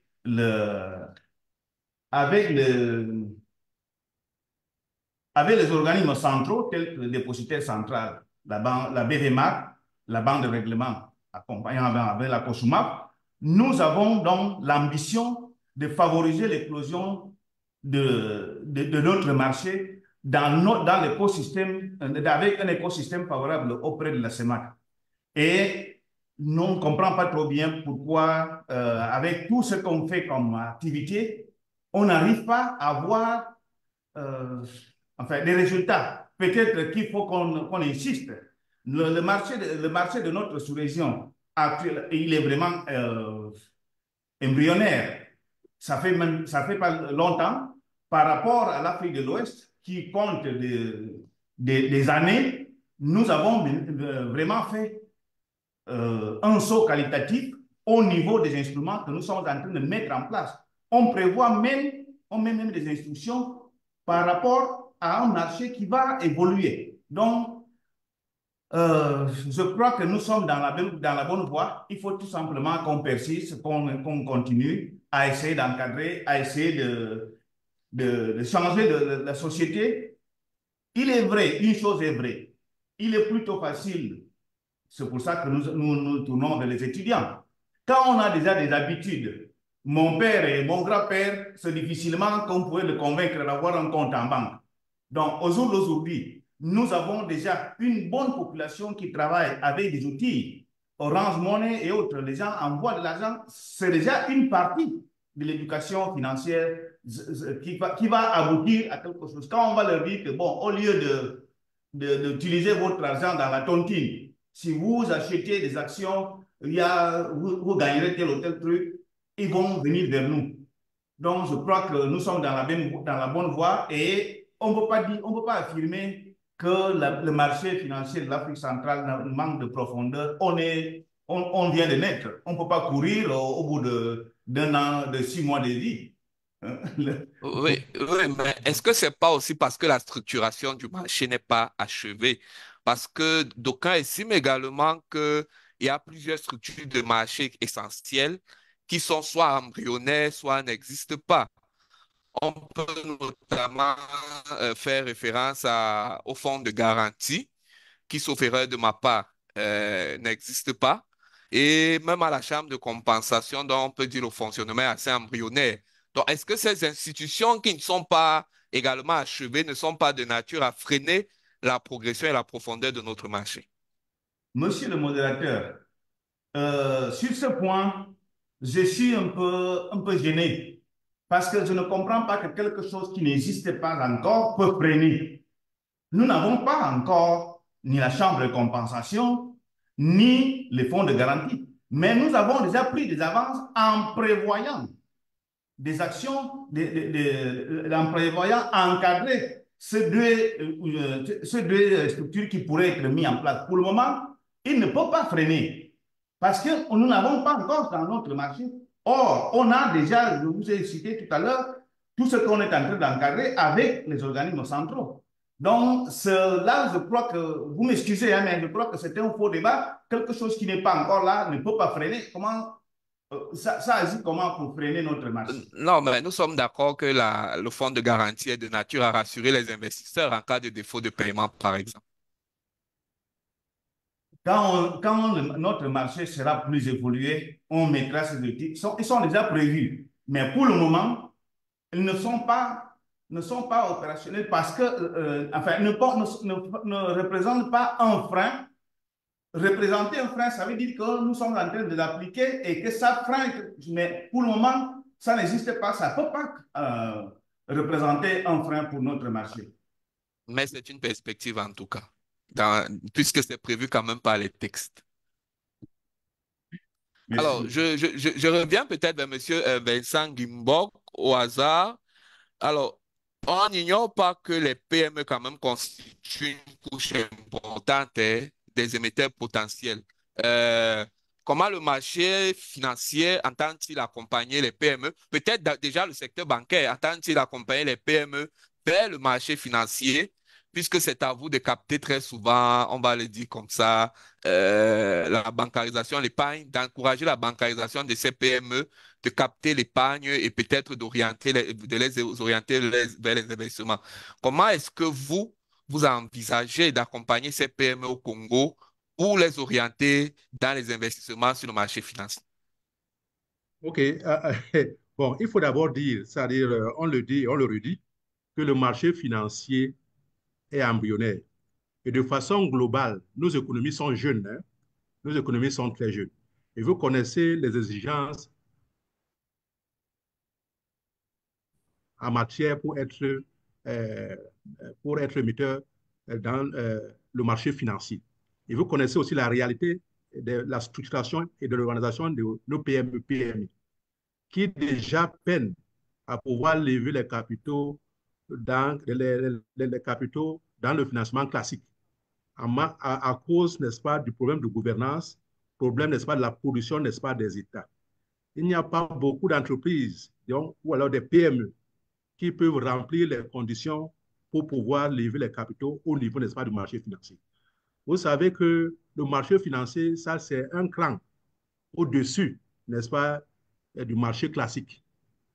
Parce que la PME, quand c'est la banque, quand c'est le financement classique, nous le connaissons, on voit les mouvements dans le compte, ainsi de suite, etc. Et on sait comment le financer. Mais quand il s'agit du marché financier, il faut un certain nombre d'exigences qu'il faut respecter à l'effet, n'est-ce pas, de pouvoir être éligible dans ce marché-là. Donc, l'évolution, c'est qu'il faut d'abord que ces PME-là, nous nous battons au quotidien avec l'aide de certains partenaires, de pouvoir les aider déjà à s'organiser au niveau de la gouvernance, au niveau de la production des États, au niveau, n'est-ce pas, de comment s'organiser pour pouvoir rendre un dossier bancable. Parce que si déjà au niveau, n'est-ce pas, traditionnel, vous n'avez pas des éléments qui peuvent convaincre ton banquier, à plus forte raison, il faut le faire au niveau, n'est-ce pas, un peu plus sophistiqué ou c'est un peu plus exigeant. Donc notre rôle, dans un premier temps, c'est de les accompagner à mieux s'organiser pour avoir, n'est-ce pas, des états financiers qui permettent de donner l'information crédible à l'effet, n'est-ce pas, de pouvoir mobiliser les financements. Donc notre rôle, dans un premier temps, c'est pouvoir, n'est-ce pas, les rendre bancables. Ça va présenter un projet, comment, n'est-ce pas, convaincre, comment, n'est-ce pas, organiser, n'est-ce pas, son marketing, sa comptabilité, ainsi de suite, etc. Donc, nous avons donc ce problème-là, n'est-ce pas, de culture bancaire avec ces PME. Au niveau de la grande entreprise, encore que vous avez dit vous-même qu'au niveau, n'est-ce pas, de la grande entreprise, il n'y a pas encore beaucoup d'entreprises qui ont certes souhaité le vœu de pouvoir livrer les capitaux à ce niveau, mais les actions ne sont pas encore concrétisées. Donc, au niveau de la PME, le travail, il est encore beaucoup plus exigeant et un peu plus grand pour, n'est-ce pas, les amener à pouvoir être éligibles au niveau marché financier. Mais c'est un travail, comme on l'a dit, comme l'ont dit les présidents intervenants, que le marché est embryonnaire. Et le travail, n'est-ce pas, de culture financière, c'est un travail de longue haleine. Parce que comment convaincre, n'est-ce pas, quelqu'un qui déjà garde, n'est-ce pas, les fonds chez lui, à pouvoir les garder à la banque et à plus forte raison d'aller donner ça à quelqu'un qui ne connaît pas de façon réaliste. Et donc, c'est un travail de longue haleine. Et c'est un travail, n'est-ce pas, pour lequel, n'est-ce pas, nous travaillons au quotidien, parce que vous savez que l'émetteur ou alors l'investisseur, c'est la rentabilité. Son premier rôle, n'est-ce pas, de la rentabilité, comment améliorer sa rentabilité, comment augmenter la rentabilité. Mais en même temps, dans cette quête de rentabilité, il faut remplir un certain nombre de conditions qu'il peine à remplir pour pouvoir, n'est-ce pas, les amener vers le marché financier. Merci. Ok. Docteur Banga, il me souvient que lors d'un panel que nous avons partagé ensemble, on discutait sur la PME, effectivement. Je soulignais à l'époque que 80% de notre économie est informelle, tout au moins en zone CEMAC, et au Congo, c'est encore d'autant plus important. Et les PME représentent une grande partie de la couche économique au Congo notamment. Est-ce que le compartiment PME, est-ce que le compartiment PME sur le volet action, par exemple, est aujourd'hui, on va le dire comme ça, effectif? Et au-delà des limites que Monsieur Guimbok relevait tout à l'heure, comment est-ce que la BVMAC peut accompagner ces PME pour qu'elles soient aussi actives que les autres? C'est quand même 80% de l'économie de l'Afrique centrale et un peu plus même au niveau du Congo. Je vous remercie, monsieur le modérateur. Nous parlerons de PME qui fonctionnent dans la sphère formelle. OK. Malheureusement, c'est le principe de départ pour pouvoir parler du marché financier. Je voudrais peut-être d'abord, parce qu'on ne sait jamais, c'est le moment peut-être de le dire avant de répondre à votre question, de rappeler que la BVMAC est allée le 20 juin 2024 à Pointe-Noire et nous avons fait un grand atelier international avec le patronat Unicongo. Dans le cadre de cet atelier, nous avons sensibilisé les entreprises congolaises adhérentes à Unicongo sur le fait que le monopole, c'est-à-dire de la banque et les difficultés de se faire accompagner par une banque ne doivent plus prospérer dans un environnement où il y a un autre guichet de financement. Et nous sommes allés même beaucoup plus loin parce que Monsieur Jumbo, Michel, le patron de Unicongo, m'avait promis que dans le cadre d'une assemblée générale de ses adhérents, il parlera des conclusions de cet atelier et qu'une liste même pourrait être une shortlist de 10 ou 15 entreprises pourrait nous être proposée pour qu'on fasse un premier diagnostic et qu'on entre dans un format d'incubateur. De dire dans 2 ans, 3 ans, c'est-à-dire vous allez commencer à sortir sur le marché. Donc, c'est de dire qu'il y a ces actions-là que nous menons pour pouvoir mieux expliquer effectivement le cadre réglementaire, parce que votre question tourne sur le cadre réglementaire. Je préfère parler de celui qui va bientôt être approuvé par les régulateurs. Ce qui va bientôt être approuvé par les régulateurs, qui est une déclinaison, c'est-à-dire des textes supérieurs, notamment le texte du régulateur, c'est un texte supérieur, le règlement général, les règlements communautaires. Nous avons prévu pour le compartiment de la petite et moyenne entreprise des tas d'opérations vraiment réduites. Une opération de marché peut être structurée même à 50 millions. 50 millions. Quand nous en parlons aux intermédiaires financiers, aux intermédiaires des instituts de bourse, ils trouvent que c'est vraiment trop petit. Ils gagneront combien? Mais c'est ce que nous allons écrire dans ce que nous avons déjà écrit dans ce règlement. Donc, premièrement, de pouvoir faire des tas d'opérations réduites. Deuxièmement, de pouvoir, lorsque vous vous créez, donc vous n'avez même pas d'état financier, ce que la banque ne peut pratiquement pas faire, sauf peut-être une banque d'investissement qui fait du project financing, de pouvoir lever des fonds, c'est-à-dire via le marché. Peut-être même vous constituer, c'est-à-dire par une levée de fonds. Donc ça aussi, c'est quelque chose que nous avons mis. Nous avons travaillé avec la COSUMAB le 16 octobre à Libreville et nous avons rabaissé un certain nombre de conditions sur le chiffre d'affaires parce que la PME est définie souvent soit par son chiffre d'affaires ou par le nombre d'employés, ainsi de suite, ainsi de suite. Donc, on a pris ces définitions-là qui sont dans les lois de la CEMAC et nous avons rabaissé le ticket, c'est-à-dire au niveau de la bourse. Donc, nous sommes en train d'agir vraiment pour pouvoir permettre à ce que même une entreprise en création et qui n'a pas des états financiers puisse faire approuver son business plan par des commissaires aux comptes et que ces éléments-là soient transmis aux régulateurs pour examen et pouvoir bénéficier du financement. Et je profite pour répondre à la question des gens qui nous suivent. Quelqu'un a posé la question sur les devises étrangères. C'est-à-dire comment est-ce que nous apprécions aujourd'hui les participations, c'est-à-dire que ce soit la diaspora, mais des investisseurs institutionnels sur les actifs financiers sur notre marché. Je peux dire que malheureusement, la tendance est dégressive. Nous étions dans des taux de 3 à 4 après, il y a eu la réglementation d'échange pour laquelle l'application semble un petit peu laborieuse et les investisseurs sur le plan international ont compris que c'est beaucoup plus facile d'envoyer les capitaux dans la CEMAC et plus difficile de les rapatrier. Donc, c'est en train de nous jouer un certain nombre de tours et je voudrais répondre à cet internaute qui a posé sa question. Je dis que malheureusement, la tendance est dégressive, c'est-à-dire tous les fonds qui nous parvenaient, des fonds de pension, ainsi de suite, c'est-à-dire sont beaucoup plus réduits à l'heure qu'il est. Donc, on pourrait envisager une réglementation de change spécifique au marché financier pour peut-être assouplir ce volet. Voilà, en fait, ce n'est même pas une réglementation spécifique, c'est un corridor. La Banque centrale utilise souvent les termes de corridor. La Banque centrale a pris des instructions spécifiques, par exemple, pour les sociétés pétrolières. Donc, il Tout faut à fait. juste un corridor pour que la Banque centrale décrète, c'est-à-dire une instruction du gouverneur décrète que lorsque des capitaux étrangers qui viennent s'investir chez nous sur du long terme, c'est-à-dire entrent et qui sont déclarés, parce qu'il faut déclarer que vous traversez la frontière de la CEMAC, c'est ce qui est déjà le cas, c'est-à-dire leur retour doit être fait sur simple présentation. Du moins, il faut qu'il y ait un guichet spécifique qui traite les retours de ces investissements-là. Parce qu'après, les questions qu'on entend, oui, bon, finalement, c'est est-ce que la personne paie les impôts chez elle? Je ne sais pas si ça a un sens. Est-ce que la personne a payé les impôts ici? On dit que non, tout était défiscalisé. Mais pourquoi ils n'ont pas payé l'impôt? On dit, bon, l'instrument était défiscalisé.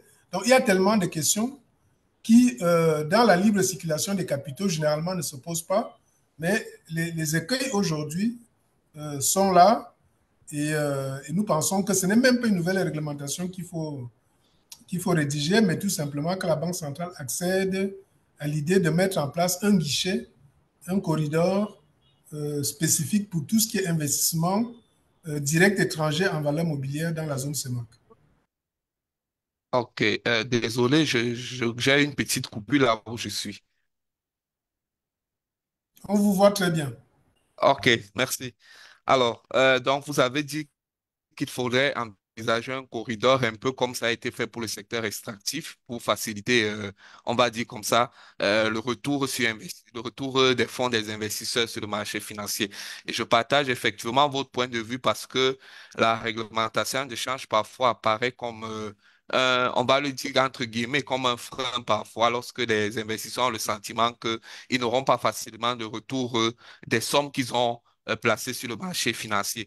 Et ça, c'est pas seulement sur le marché financier, mais dans tous les secteurs d'investissement, pour avoir été confronté à ces difficultés dans plusieurs autres secteurs. Donc, ça, c'est un point véritablement essentiel, nous pensons.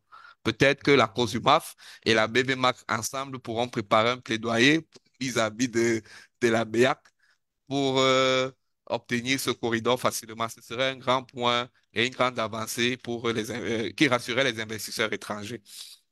Je vais peut-être revenir vers Monsieur Samuel Roger Mbassa. Alors, je vais le dire comme ça, hein.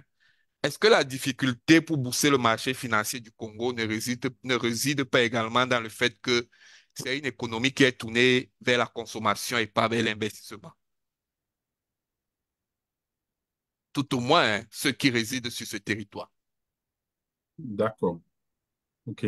Merci de la question. Je préfère voir ce qu'il y a comme opportunité dans le développement du marché financier au Congo. Et je pense que effectivement, ce que nous devrions faire, c'est encourager les montants qui sont levés actuellement à financer des projets qui sont productifs et qui vont permettre de diversifier l'économie. Parce que même si aujourd'hui on peut dire que la société est peut-être une société tournée vers la consommation, c'est aussi peut-être une question de niveau de revenu. Et les niveaux de revenus sont intimement liés à la manière dont la richesse est créée et distribuée dans l'économie. Donc, je préfère dire que c'est pour nous, en tant qu'acteurs du marché financier, ce qui est important, c'est de trouver des projets viables qui ont trait à l'économie réelle que le marché financier doit réaliser ou doit financer pour justement permettre la diversification de l'économie, pour permettre une croissance qui est stable. Ça va donc augmenter les revenus de la population et ça va permettre de consacrer une part plus importante au niveau de l'épargne. Vous préférez voir le verre à moitié plein et non pas à moitié vide. Exactement. Ok, c'est comme ça alors Monsieur Nguimbok, bon, je sais que vous n'êtes peut-être pas spécialiste de la fiscalité, mais bon, vous êtes quand même chef d'entreprise. Et qu'est-ce qu'on peut dire de l'impact de la fiscalité sur l'attrait des marchés financiers? Est-ce que un État comme le Congo ne gagnerait pas également à accorder des exonérations fiscales aux investisseurs, aux émetteurs sur le marché financier pour encourager notamment l'activité des marchés financiers? Je peux faire référence à un pays comme le Cameroun, d'où je suis originaire, où les dispositions du Code général des impôts prévoit notamment une fiscalité spécifique incitative pour le secteur boursier. Et du fait de cette fiscalité incitative, vous avez des entreprises, je vais citer une, comme Alios, qui est allée sur le marché des emprunts obligataires, sachant qu'elle devait aussi quand même profiter, on va le dire comme ça, d'une fiscalité incitative. Est-ce que l'État du Congo ne devrait pas, j'ai parcouru le code des impôts de fond en comble de l'État du Congo, en dehors du règlement CEMAC de 2007 qui prévoit une fiscalité incitative pour tous les pays de la CEMAC. Est-ce que l'État du Congo ne devrait pas, on va le dire, prévoir une fiscalité incitative pour encourager l'investissement sur son marché financier? Effectivement, effectivement, j'ai aussi, lorsque j'ai lu les points que nous devions aborder, j'ai essayé de parcourir le Code général des impôts et j'ai vu une partie consacrée aux exonérations. Aux exonérations, également, j'ai noté qu'il y a les exonérations qui sont prévues, prévues notamment, il est écrit, sont exonérés d'impôts sur le revenu des valeurs mobilières ou tout autre impôt ou prélèvement de même nature les produits visés. A, B, et c'est sur les intérêts des obligations des États pour les résidents de la SUMAC, les intérêts des obligations des collectivités locales de la SUMAC, les plus-values réalisées au titre de la cession des valeurs mobilières par les personnes physiques et morales, visées à l'article 3. Bon, alors, je ne sais pas si ça couvre totalement, mais toujours est-il que ce que nous avons noté au niveau, n'est-ce pas, de ce que nous levons comme, de ce que nous avons comme valeur mobilière, c'est parfois un problème de communication, notamment avec les, les inspecteurs des impôts qui viennent contrôler. Il y a une recommandation qui est prévue, mais qui n'est pas suffisamment connue par les différents acteurs. Et donc, ça fait en sorte que lorsqu'il y a des redressements, c'est après que nous faisons intervenir la haute hiérarchie, n'est-ce pas, que ce pan de voile est parfois compris par les acteurs. Donc, il faudrait tout simplement, n'est-ce pas, qu'on renforce la communication entre tous les acteurs, que ce soit les impôts, la fiscalité, que ce soit, n'est-ce pas, nous les acteurs qui sommes dans le marché. Donc, à mon niveau et à ce que par rapport à ce que je venais de vous présenter, il y a une fiscalité, n'est-ce pas, qui est prévue, mais qui n'est pas suffisamment, n'est-ce pas, connue par les acteurs. J'en veux pour preuve les contrôles que je suis subi de façon régulière, où les inspecteurs des impôts viennent me redresser sur ces opérations, n'est-ce pas, que je mène sur le marché financier et même sur le marché monétaire. Ils vont tendance à venir, n'est-ce pas, les fiscaliser, alors que, n'est-ce pas, il y a une réglementation à la matière, mais qui n'est peut-être pas connue. Donc, il faudrait juste, n'est-ce pas, qu'on organise des séminaires ou alors des colloques ou alors des forums entre tous les acteurs pour déjà comprendre, n'est-ce pas, ce qui est fait en ce moment, ce qui existe en ce moment, et pour voir comment améliorer davantage cet aspect, n'est-ce pas, de la réputation. Merci. Ok. Alors, je suggère, hein, ça fait près d'1 h 15 que nous discutons, donc je suggère, avec votre permission, que nous allons dans le chat pour prendre quelques questions de notre audience et de les adresser à l'un ou l'autre des panélistes suivant les questions qui sont posées. Alors, je commence par une question de Madame, de Saviendra Yundi Ndinga, qui est adressée à Monsieur Ngimbok. Alors, la question c'est, l'État du Congo a mis en œuvre le programme national d'optimisation de la trésorerie, PNOT, consistant à un allongement de la durée de vie moyenne de la dette domestique de marché. Ce programme ne rend-il pas frileux les investisseurs? Je ne sais pas si vous avez la casquette pour répondre, mais c'est à vous que la question est adressée. Eh, moi, je pense qu'il faut d'abord comprendre, n'est-ce pas, l'objectif poursuivi dans le cadre de cette opération. L'objectif poursuivi consiste à rendre efficace, n'est-ce pas, la trésorerie de l'État. Parce que, voyez-vous, de façon structurelle et de façon reconnue sur le plan mondial, les financements aux souverains sont de plus de 10 ans. Ce sont des financements, généralement, n'est-ce pas, à long terme. 10 ans, 20 ans, 30 ans, 40 ans, 50 ans. Mais tous les financements, n'est-ce pas, que nous connaissons dans le marché monétaire aujourd'hui, c'est des financements, n'est-ce pas, qui sont sur 2 ans, 3 ans. Ce qui, pour un souverain, n'est pas réaliste. Donc, la réalité, c'est que l'objectif poursuivi dans le cadre de cette opération, c'était de pouvoir rationaliser. L'État a une solvabilité qu'on ne peut pas imaginer. Mais le fait que les remboursements étaient concentrés à très court terme, 2024, 2025, 2026, alors que l'État attend dans la même période 4 200 milliards, contre, par exemple, ici au Congo, 2314 milliards. Est-ce qu'on peut dire que l'État n'a pas de ressources? Non. L'État a des ressources, mais l'endettement était inégalement réparti. D'où la nécessité de pouvoir, n'est-ce pas, rationaliser cette dette-là, de nature à ce que on la linéarise, de nature à ce que l'État paye de façon apaisée les investisseurs. C'est vrai que depuis ma bord, on pourrait voir ça comme ça, mais la réalité, n'est-ce pas, c'était de pouvoir rendre efficace l'endettement, parce que l'État a d'énormes ressources, n'est-ce pas, qui permettent, n'est-ce pas, de payer, mais ces ressources ne sont pas, c'est-à-dire à très court terme, mais à partir de l'année prochaine et puis les années qui vont suivre, l'État aura des ressources largement de pouvoir payer la dette. Juste un exemple. L'année prochaine, l'État va payer un endettement de l'ordre de 700 milliards à payer. Alors qu'après, à partir de 2027, l'État, l'endettement au niveau des titres va baisser à 200 milliards, 150 milliards, 50 milliards. Est-ce que c'est réaliste de maintenir un endettement de 700 milliards l'année prochaine, alors que dans 3-4 ans, j'aurai, c'est-à-dire un endettement sérieusement réduit parce que j'ai des ressources qui me permettent de pouvoir couvrir l'espace d'endettement sur cette période. Voilà la réalité. C'est vrai que depuis ma bord, c'est-à-dire compte tenu de la nature humaine, si on dit qu'on paye aujourd'hui et que non, je ne vais plus payer aujourd'hui, je vous paye plutôt dans 2 ans, 3 ans, ça rend un peu flou. Mais la réalité, c'est que l'État a des ressources, mais sauf que, n'est-ce pas, l'endettement était inégalement réparti. Donc, le souci de l'État, c'était de pouvoir rassurer de par les ressources, n'est-ce pas, qui existent et qui vont arriver d'un moment à l'autre. Voilà un peu, n'est-ce pas, la compréhension qu'il faut avoir autour de cette opération. Merci. En tout cas, l'État est un risque sûr. C'est le risque, c'est la société restante. Voilà. Non, tout à fait, tout à fait. Je crois que Monsieur Mbass avait également apporté sa contribution sur ce point-là. Oui, oui, effectivement, je voulais dire un mot sur le programme national d'optimisation de la trésorerie pour dire quand même, à la suite de Monsieur Gimbok, que c'est un programme qui a été validé par la Banque des États de l'Afrique centrale.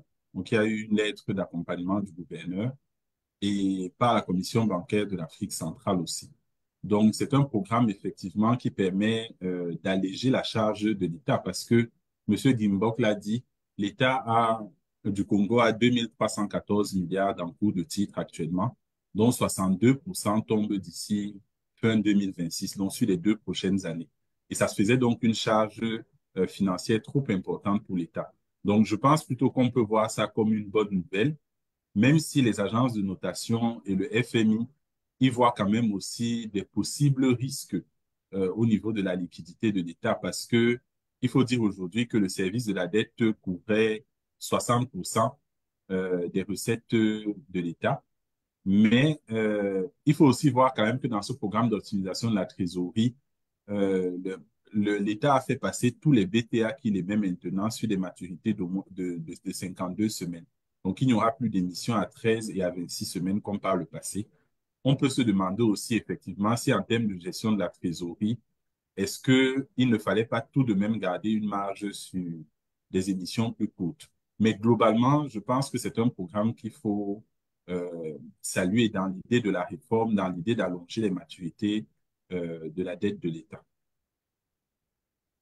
Ok, je veux dire que le, le, la personne revient quand même en précisant que pourquoi l'État n'encadre-t-il pas ses émissions de sorte à éviter ce genre de situation. Euh, S'il vous plaît, est-ce que je peux ajouter quelque chose? Oui, oui, allez-y, allez-y. Bon, il faut déjà dire, il faut encore ajouter que l'aide de la Banque centrale, donc c'est la pondération zéro. Donc cela veut dire que la caution que vient apporter cette opération-là, c'est que nous avons une pondération zéro, n'est-ce pas, au niveau, n'est-ce pas, des opérations qui sont retraitées dans le cadre de cette opération. Par ailleurs, vous savez qu'avant, il n'y avait pas, c'est-à-dire ce dont nous déplorions à un moment donné au niveau, n'est-ce pas, des émissions, c'est qu'il n'y avait pas une certaine discipline. Effectivement, n'est-ce pas, cette opération va apporter, n'est-ce pas, l'avantage de pouvoir prévoir les émissions. Les opérations ne seront plus, les opérations ne seront plus émises comme par le passé. Aujourd'hui, la discipline va consister à ce que nous ayons une certaine prévisibilité au niveau, n'est-ce pas, des émissions. Effectivement, il y avait ce problème-là où les émissions étaient émises, on n'avait pas la maîtrise. Mais aujourd'hui, après cette opération-ci, on aura un calendrier au niveau des émissions qui ne seront plus très rapprochés comme c'était fait par le présent. C'est donc l'avantage de cette opération. Merci. Ok. Euh, alors, une question peut-être pour la COSUMAF. Le marché de la CEMAC régulé par la COSUMAF est souvent perçu comme ayant une réglementation plus rigide que le marché de la BRVM en Afrique de l'Ouest. Alors, cette réglementation stricte peut limiter l'attractivité des investisseurs. Les exigences de la COSUMAF incluent des règles de conformité et de transparence élevées, ce qui, bien que bénéfique pour la protection des investisseurs, peut décourager les émetteurs et les investisseurs étrangers. En comparaison, la BRVM d'Afrique de l'Ouest a su mettre en place des pratiques plus flexibles qui facilitent l'entrée sur le marché tout en maintenant des normes de sécurité. Cette souplesse semble être ce qui contribue à faire de la BRVM un lieu plus dynamique et plus attractif pour les investisseurs. Alors, je ne sais pas ce que le secrétaire général de la COSUMAF en pense. Merci, monsieur le modérateur. Et la question vient de monsieur Guerel Baye. Gelbay Voilà. Je crois que, Juanante. je crois que l'affirmation, enfin, la question, c'est pas vraiment une question, c'est à double fond. Il y a la question, il y a l'affirmation. Et il affirme que la COSUMA va bien mis les exigences. Nous sommes dans un nouveau marché. Est-ce que on est en train de nous inviter à avoir un marché avec, en laissant les portes ouvertes pour les brebis galeux? Je ne crois pas que ça soit un bon conseil. Maintenant, en faisant la comparaison avec la BRVM, je ne crois pas que ce soit vraiment cela qui fait en sorte que notre marché ne soit pas dynamique. Il faudrait qu'on regarde l'historique de comment euh, le marché de l'Afrique de l'Ouest a été mis en place. Combien d'opérations ils ont, combien de sociétés ils ont à ce moment-là, et en comparaison avec nous et la durée dans le temps. La réglementation, le cadre juridique que la COSUMAF met en place est vraiment en concordance avec les autres marchés. Je ne pense pas qu'il y ait vraiment tous les éléments dans l'affirmation de cette question. Parce qu'il n'est pas vrai que la COSUMAF a mis des entraves à l'intéressement des acteurs internationaux.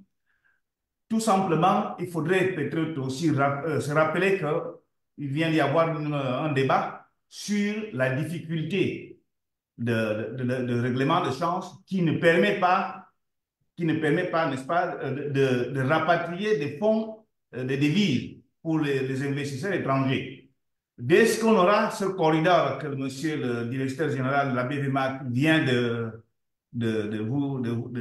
présenter, si cela réussit, on verra un engouement des acteurs, des investisseurs étrangers dans notre marché. Mais affirmer que la COSUMA va mettre une barre très haute par rapport à la bourse d'Afrique de l'Ouest, ce n'est pas vrai. Maintenant, est-ce que cela décourage? Je ne crois pas trop. C'est vraiment un faux débat. Ce n'est pas par là pour que notre marché ne soit pas dynamique. Ce n'est pas la vraie vérité. Merci beaucoup. OK. Alors, peut-être une question pour le docteur Banga, et puis après, il pourra aussi répondre à ce qui a été posé précédemment s'il le veut.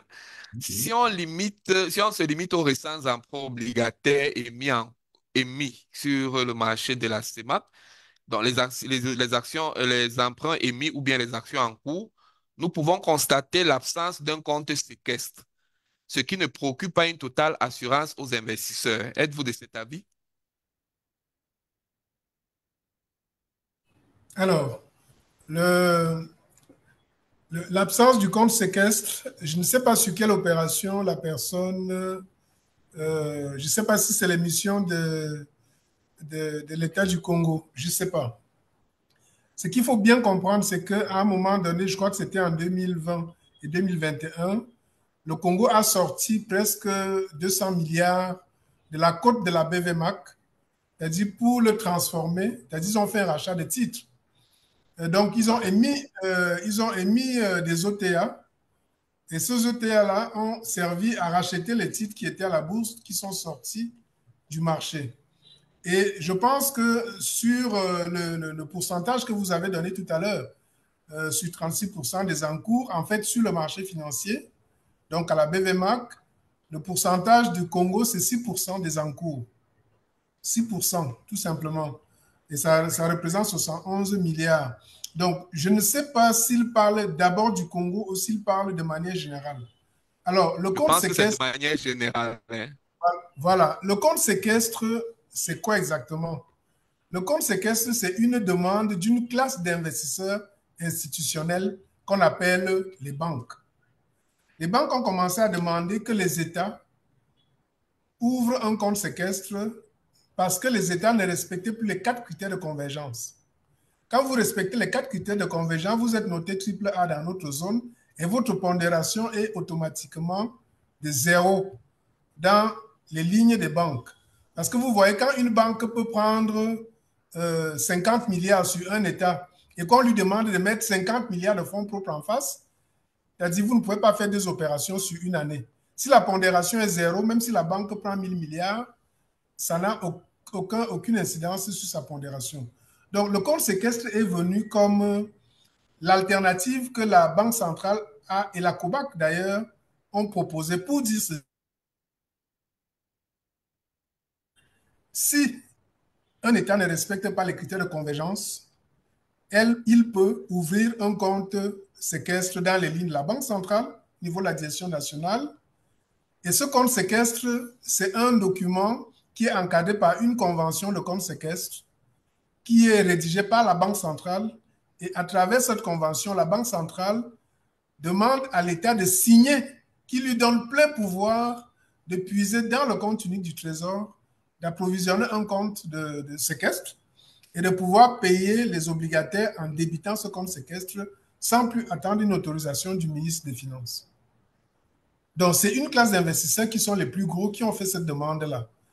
Les opérations qui n'ont pas de compte séquestre parce qu'on les avait découvertes, néanmoins, et c'est pour cela que la réglementation est très importante. Les opérations qui n'ont pas de compte séquestre, c'est les opérations qui pourtant, dans le document d'information qui était visé par les régulateurs, il y a les engagements qui vont ouvrir le compte séquestre. Ils ont pris un engagement qui vont ouvrir le compte séquestre, mais à la fin du processus, ils n'ont pas ouvert. Et nous avons eu, avec un État de la CEMAC, un incident. Et lorsque nous avons dit à la Banque centrale d'aller puiser dans le compte séquestre, la Banque centrale nous a dit que le compte n'a jamais été ouvert. Qu'est-ce qui s'est passé? Nous sommes, au niveau de la BVMA, nous sommes considérés donc comme la dernière ligne de défense. Aujourd'hui, les emprunts, par exemple, de l'État du Congo ne sont pas cotés, de l'État du Gabon. Il y a presque 300 milliards qui ne sont pas cotés parce que, tout simplement, cette ligne de défense, c'est-à-dire la BVMAC a dit, malgré le fait que ça va nous créer des préjudices financiers, tant que vous n'ouvrez pas le compte séquestre, vous n'êtes pas coté. Donc, il faut que l'internaute soit rassuré que la BVMAC est une ligne de défense lorsque un émetteur a écrit dans son document d'information, ce qui n'est pas une obligation. Mais si l'émetteur écrit dans son document d'information qu'il veut ouvrir le compte séquestre, tant que vous ne nous montrez pas la convention de compte séquestre que vous avez ouverte, nous ne laissons pas que votre titre soit coté. Donc, c'est ça le sujet de fond sur le compte séquestre. Ce n'est pas pour garantir forcément l'emprunt. Au départ, c'était pour que une classe d'investisseurs ait une pondération zéro. C'était ça le sujet de fond. Ce n'est pas la garantie en réalité. Ce n'est pas la garantie de l'investissement, à la vérité. OK, je crois qu'on va prendre encore quelques questions dans le chat. La question devrait être adressée à la COSUMAF cette fois encore. Euh, le fait que les États, à l'instar du Congo, sollicitent de la part des investisseurs de revoir la maturité des OTA passée à 10 ans, ne devrait-il pas amener le régulateur à mieux encadrer ce marché pour éviter les dérives? Alors, je ne sais pas si le SG a compris la question, je peux reprendre. Je ne l'ai pas en ligne là, mais si vous pouvez répéter un peu C'est la parce que toute première question, hein, c'est la toute première question. la toute première, Alors, oui. Le fait que les États, donc, le fait que les États, à l'instar du Congo, c'est le Congo, et- oui. oui, et j'imagine que les autres États de la CEMAC emboîteront le pas, sollicitent de la part des investisseurs de revoir la maturité des OTA pour les passer à 10 ans. Ne devrait-il pas amener le régulateur à mieux encadrer ce marché pour éviter les dérives? Bon, vraiment, je suis un peu inquiet sur cette insistance à vouloir tordre la réglementation. Ce n'est pas parce qu'il y a une difficulté qu'il faut aller changer la loi.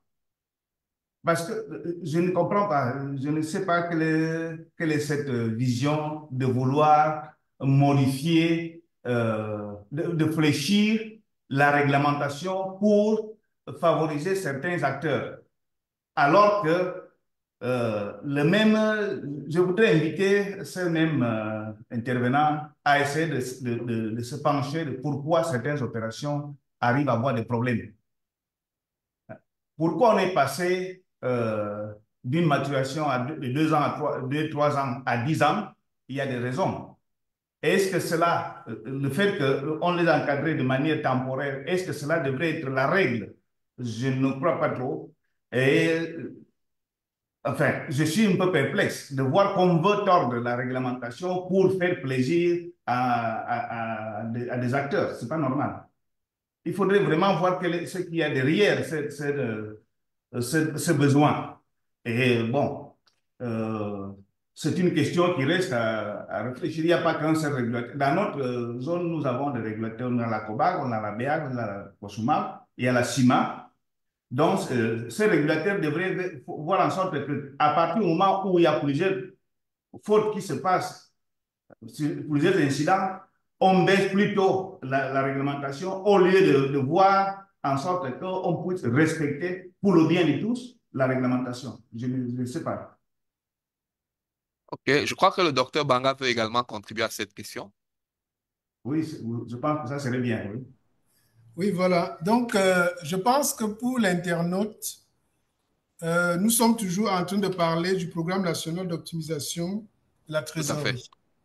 Et la question qu'il pose signifie tout simplement que nous sommes dans le cadre d'une négociation de restructuration de dettes. Quand on fait une restructuration de dettes, on regarde les bailleurs et on supplie les bailleurs d'accepter de proroger, c'est-à-dire les délais de remboursement. Donc, on veut rallonger les échéances. Déjà, nous sommes sur le marché monétaire, donc ce n'est pas la COSUMAF. C'est vraiment la Banque centrale Ah bah, qui réglemente les OTA.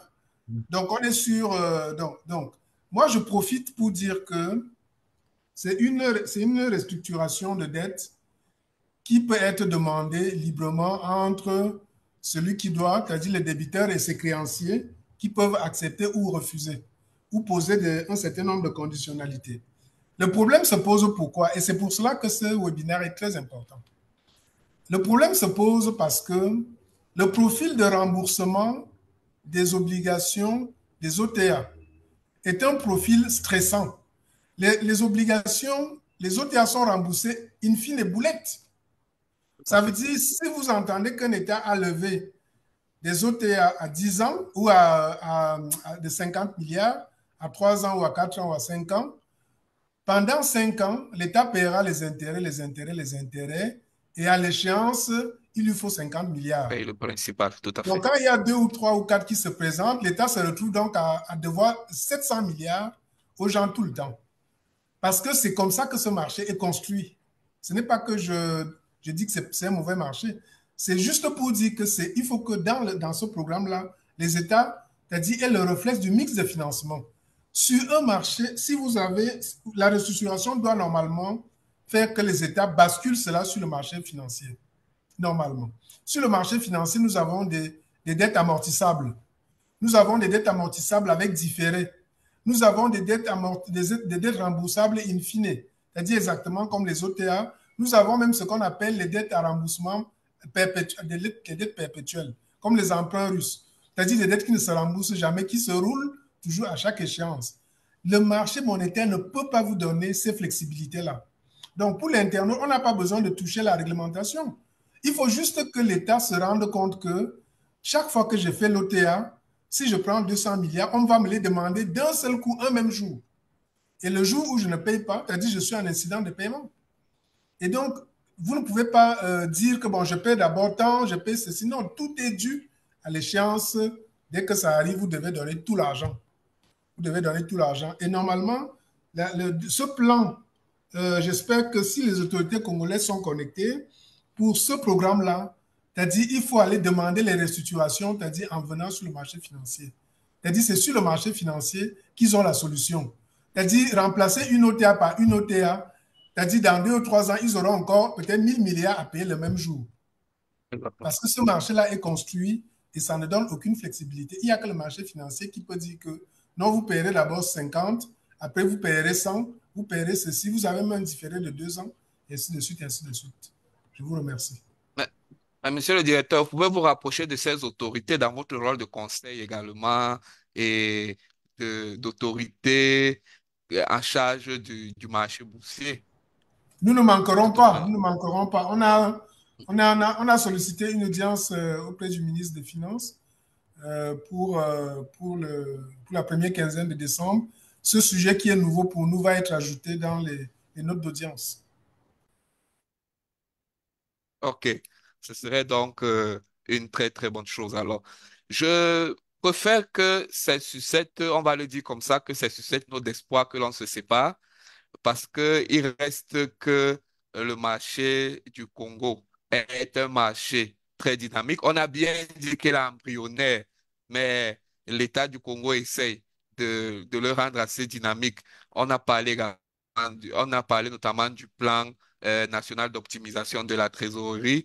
Et si le docteur Banga se rapproche encore des autorités comme conseil, on est très sûr que ce plan sera encore davantage affiné et ce serait pour le bien de l'ensemble de notre marché financier.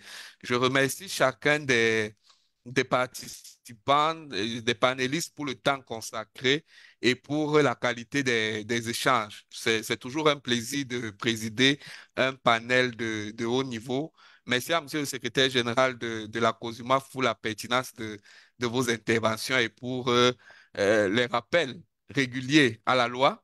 Merci à Monsieur Nguimbok également pour la pertinence et la profondeur de ses interventions. Un merci particulier à Monsieur Samuel Roger Mbassa et à Monsieur le DG de la BV Marc également. Nous adressions nos remerciements. L'échange était prévu pour 1h30. Nous avons pris 15 minutes de plus compte tenu de l'intérêt des sujets qui étaient soulevés. Nous n'avons voulu éviter aucune question pour donner l'impression d'avoir peur. Et dans mon rôle de modérateur, j'ai essayé de secouer, on va le dire comme ça, le cocotier pour être sûr que tous les investisseurs soient rassurés que le marché de la CEMAC est un marché dynamique et transparent.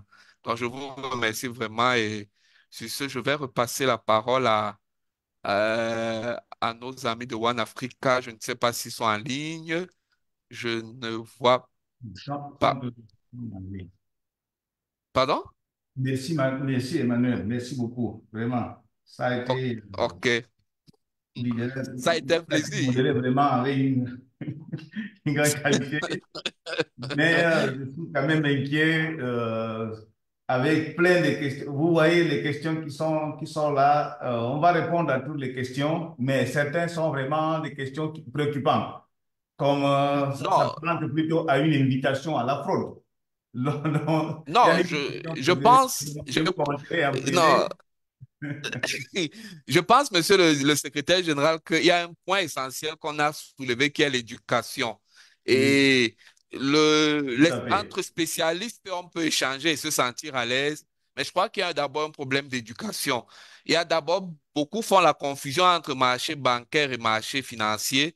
Certains font également la confusion entre marché monétaire et marché financier. Donc, il y a un travail d'éducation important. On n'a peut-être pas évoqué cette question aujourd'hui, je l'ai évoqué dans un panel avant-hier.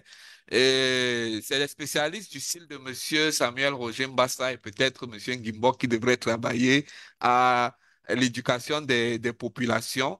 Vous savez déjà que dans un environnement où même l'éducation scolaire classique n'est pas accessible à tous, vous pouvez imaginer l'éducation entre guillemets de pointe que peut être le marché financier. Donc, je ne pense pas que c'est un appel à la fraude. Je crois plutôt que parfois c'est un manque d'éducation et nous devons, nous tous, essayer d'éduquer toute notre population. Et je crois que nous tous, nous contribuons par ce type de webinaire à le faire. Ok, tout à fait. Bien vu, merci. OK. Donc, je vous remercie. Je vais prendre sur moi d'arrêter. Je ne sais pas trop. J'avais pensé que nos amis de One Africa reviendraient en ligne.